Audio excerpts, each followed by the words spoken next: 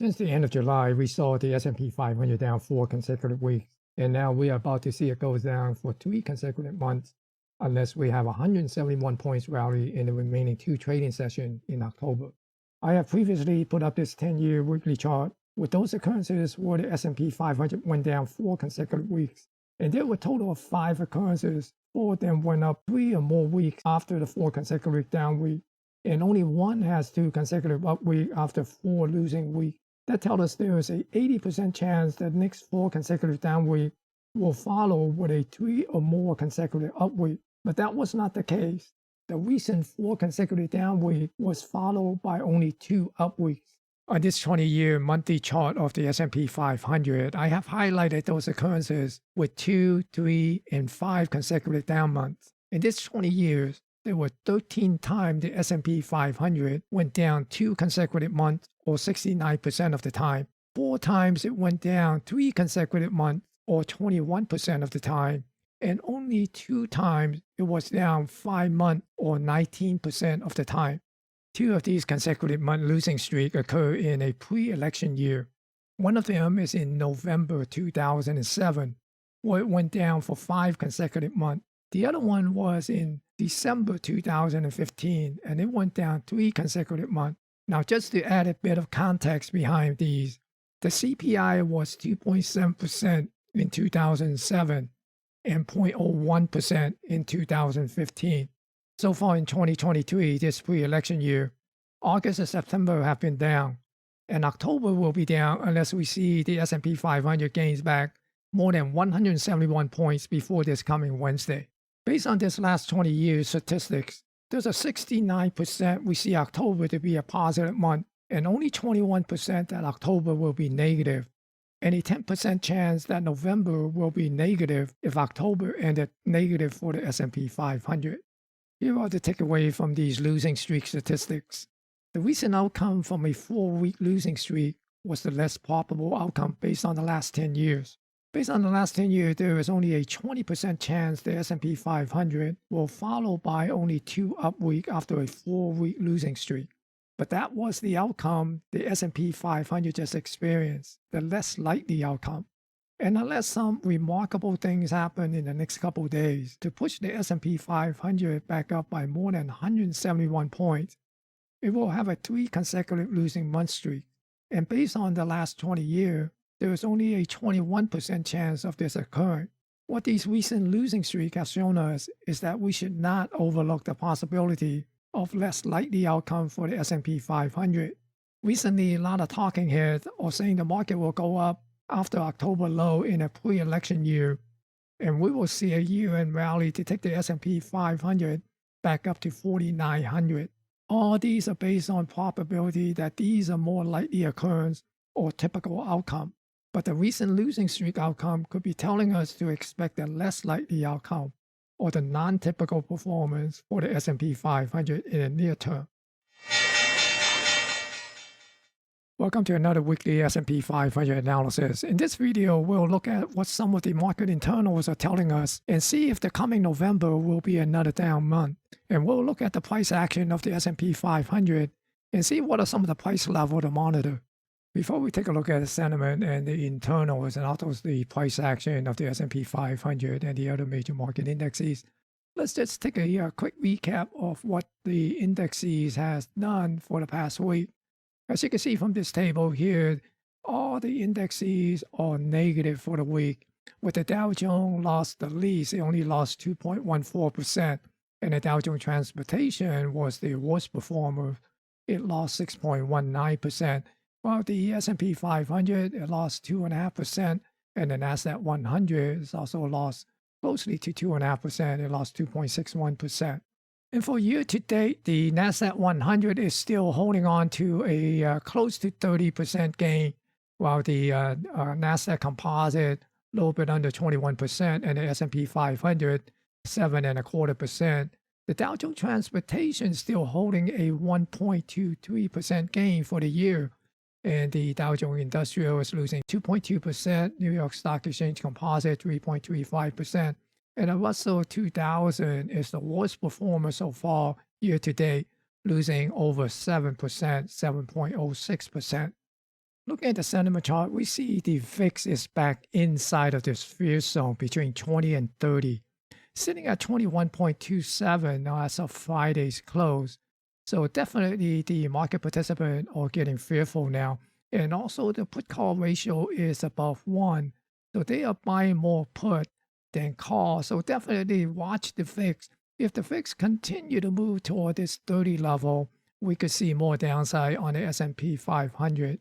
And looking at the up-down volume ratio of the New York Stock Exchange, we are seeing negative. So it is in favor of the downside, the down volume, but we are not seeing the extreme yet because the negative is not that extreme because we're still talking about 3.6, 4. So because what we really want to see is when we get into a capitulation phase, we should see 10 or greater on the negative. In other words, more than 10 to 1 in favor of the down volume. Now, also looking at the daily advanced decline, we are seeing broad market participation on the downside now. So we are all getting some sell pressure and, we are getting a little bit of a capitulation, but not at the point that we see the last holdout will just throw it out and get out at any cost.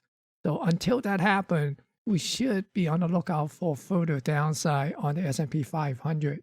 And likewise, looking at the new high, new low on the New York Stock Exchange, we see that the number of new low is coming up. So the new high, new low is getting more negative.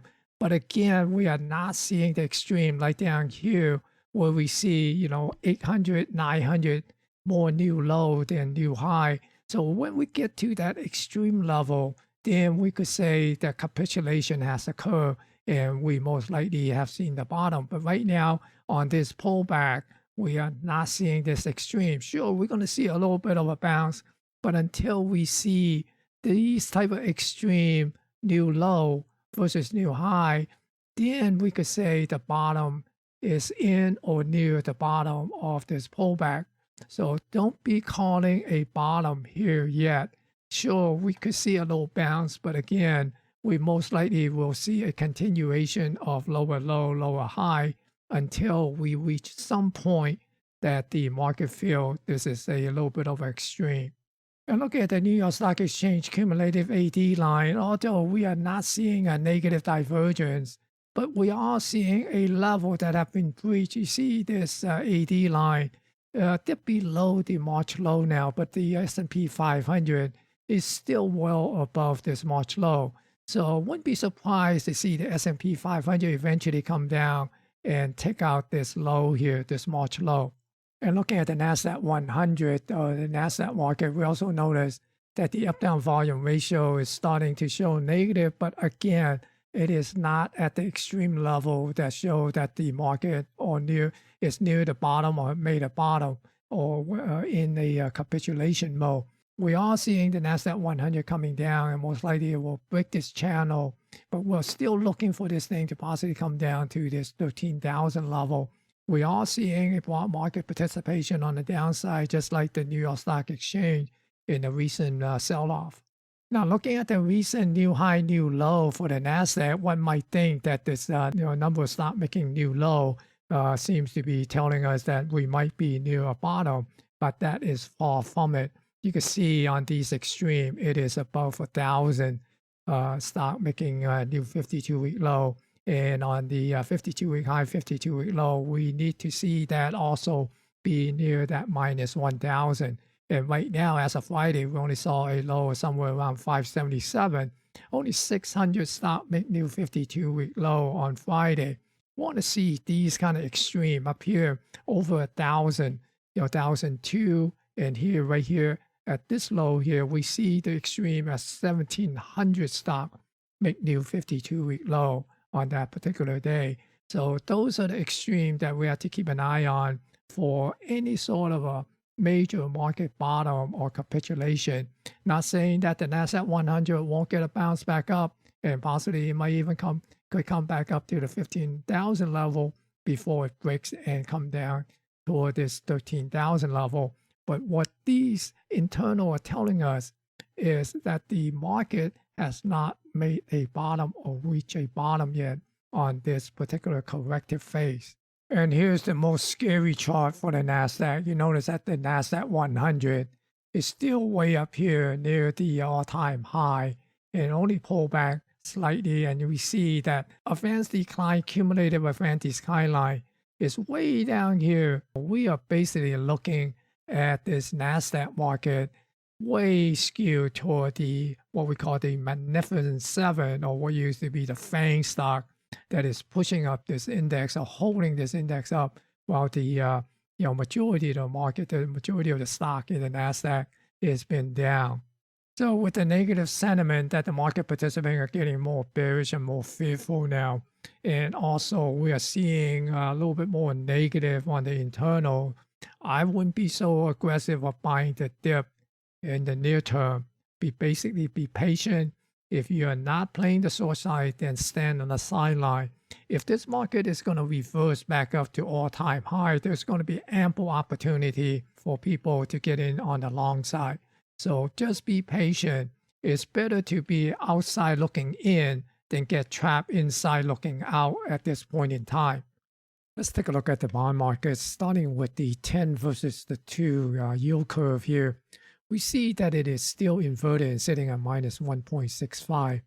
And I don't envision this to be going back to a non-inversion or uninverted anytime soon, at least not for the remaining of this year.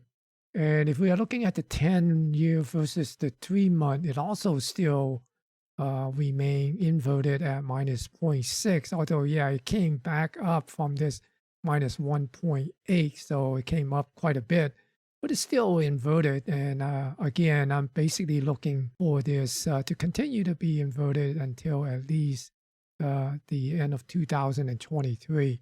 And here on the 10-year yield last week, we actually saw it came up almost to the 5% level before it pulled back a bit. And I'm still looking for this 10 to come up to this 5.2, 5.3 level. And I won't be surprised to see the 10-year peak at this level somewhere around 5.5.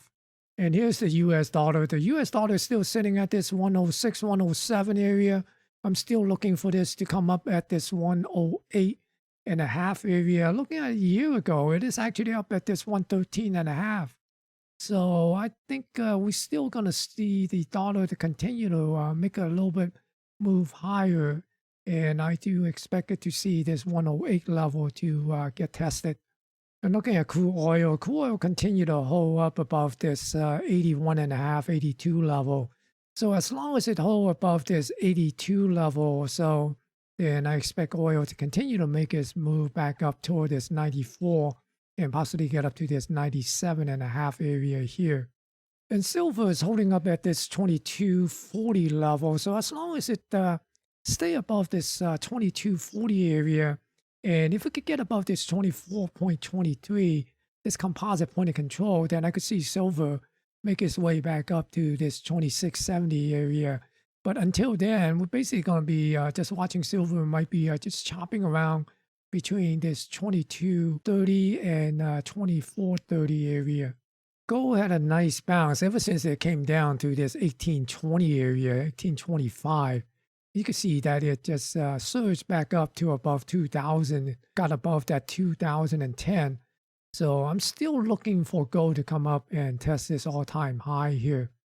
Let's take a look at the indexes, starting with the Dow Jones Industrial. We see the Dow Jones Industrial broke down below this 32,567. So right now, it's basically, I'm looking for this thing to come down to this 31,429 area, this pivot low here, and see would it be able to find some support. So definitely, I'll keep an eye on the 32,000. That's just because of it's a round number, but I don't think that it will make much of a difference. I think it's just going to cut right to it when it come down to this 32,000. This is the pivot level that I'll be keeping an eye on, and that would be basically the March low. So that's a key level to keep an eye on in the near term. And for the Dow Jones Transportation, as you can see, it came below the March low and almost came down to the May low. But I wouldn't be surprised to see that hitting lower and come down to this 12,894 area. These pivot here in the near term. So keep an eye on this low here, this May low for the coming week, and that would be somewhere around 13,400. And here for the Russell 2000, remember I was talking about looking for the Russell to break this level and then come down to this balance area, and watch it break this balance area. If it go below this 1636 area here, then on a major move, one could also do a major move to project some potential target level, is to get a distance of this balance area and project at 1x. And that will bring it down to 1262. But I do have a level to keep an eye on. That would be somewhere around 1456. So look for the 1450 area before it come down to this 1x major move. And looking at the NASDAQ 100, you see that it coming down to this trend line here on this descending channel here. And it broke this 14,245 level. So I've been watching this trend line here. If it break this trend line, I've been looking for the NASDAQ 100 to make its way down to this 13,000 level. And basically, we are looking for this thing to come down and take out this March low here. Right, this March low is way down here at 11,669. And I will not be surprised that it will come down to this low here, because purely looking at the cumulative AD line, it is pointing to much lower than this level here. Now, I'm not saying that it's going to come down next week, but these are the level that I be keeping an eye on. This 13,000 and this March low here at 11,700 area. Now, let's take a look at the SP 500. As you can see, the SP 500 last week, it closed inside of this low range of the weekly expected move. And it came down to close to testing this 4,100 level before it just kind of bounced back a little bit. So I wouldn't be surprised to see another test of this 4,100 and possibly get a little bounce back up to this 4,200 or 4,195, then pushes down. Here's this week's expected move. For the upper range is between 42.25 and 42.0950, and the lower range is between 40.2520 and 4,000. So you notice that the low range, the market is actually pricing in to get down to this gap area, but it did not price in for a gap fill. So if it comes down to this area here, to the low range, I will not be surprised to see this gap get filled. Now, again, I'm basically looking for at the March low. That would be somewhere around 3,800 level for the S&P 500 in the near term. If we do get a bounce, we could see it trying to bounce up to the upper range here, and that would be this level here, somewhere around 41.95. So keep an eye on this 41.95 and also the 4,000 level.